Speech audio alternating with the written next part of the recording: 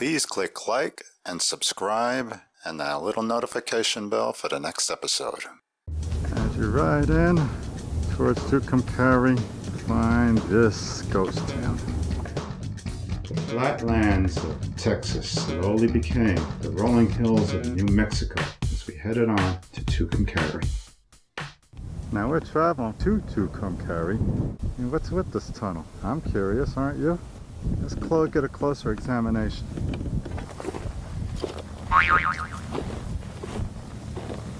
Not really sure what it's about. I'm watching out for rattlers though. Right me in the grass here. All kinds of weird kind of foliage. It's just a big tunnel and it goes right under Route 40. This tunnel is one of the many surprises we encountered on our way to Tucumcari.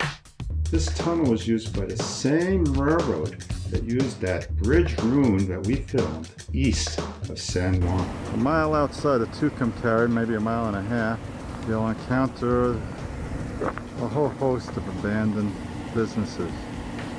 This one is an abandoned gas station. No, not really. This looks like it was maybe a truck repair place or something like that.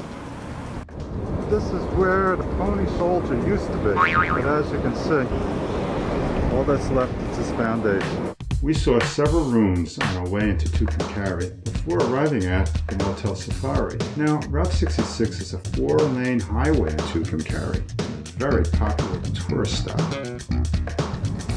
Come to the Motel Safari. Hello and welcome to Tucumcari. My name's Richard Talley. My wife Gail and I own the Motel Safari. The Motel Safari was built in 1959 by a man named Chester Dorr out of Chicago. It was run for over 30 years by a man named Ron Fry from Chicago, who still lives here in town today. We bought the hotel in 2007 and reopened it after remodeling in 2008. The architectural style is called Googie or Doo-Wop. If you look around the property, you'll notice protruding bricks and the oozing mortar. That's part of the old Googie architecture, and then cylinders with light holes. At the Motel Safari, we've tried to blend a little bit of modern with the old root. Most of the old furniture is still in all the rooms, but we put in Sealy Posturepedic pillow tops and flat panel TVs and down pillows. Okay, in the backdrop of our motel, you'll find Tucumcari Mountain. You can barely see it. There's a white T that gets painted every year by the local seniors from high school. Tucumcari Mountain is where Tucumcari, the city, got its name, and they took that name from the mountain in 1901. Years ago, during the 20s and 30s of Route 66, there were still teepees on top of the mountain that you could see as you drove down the road. This is a old 50s Trailways flexible clipper bus. Most of the wall murals, including ours throughout town, were done by Doug and Sharon Quarles. One of the challenges, obviously, for Doug were the protruding Googie-style bricks. About a month after he completed this, there was a wall mural article called The Great Wall, and this was the feature mural. Tucumcari is one of the friendliest towns in New Mexico. Everybody loves Route 66 and they're anxious to talk about it. We met a bunch of people at Danny's Mother Road garage for a chat. Okay, we're in Tucumcari and we're at the Mother Road Memory Lane, and this is owned by Danny and Linda Ellis. I've had this place about 30 years, and 11 years ago I built this building to work and keep my equipment, and it has evolved into getting into old cars and Route 66. I've managed to acquire different kinds of cars.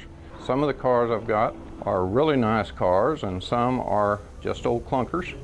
The car that you're filming now is a 39 Grand Page. The old man that I got it from passed away, and I wound up getting 5 of these cars from him. This other one is a 1934 Studebaker, and it's a complete car. One of the unique things about it is the suicide doors.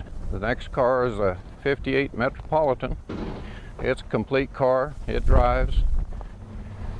Needs to be restored, but it'll start and run. Next to it is a 52 Crosley pickup, kind of a unique car. Transmission hangs up in 2 gears, so I don't drive it very much. This is kind of an odd car. You don't see Henry J's very often. Most of my cars are Studebakers. This is a 40 Nash.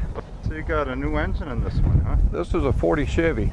I've had this since back in the early 70s. This car behind you, that's a 30 Model A Ford Coupe. We use it in parades and such as that. During the time, they didn't have a fuel pump, so they had to have the gas above the carburetor. Gravity fed the carburetor the gas. On Route 66 in Tucumcari, and everybody says you got to get your kicks on Route 66. Where'd you all get your kicks on Route 66?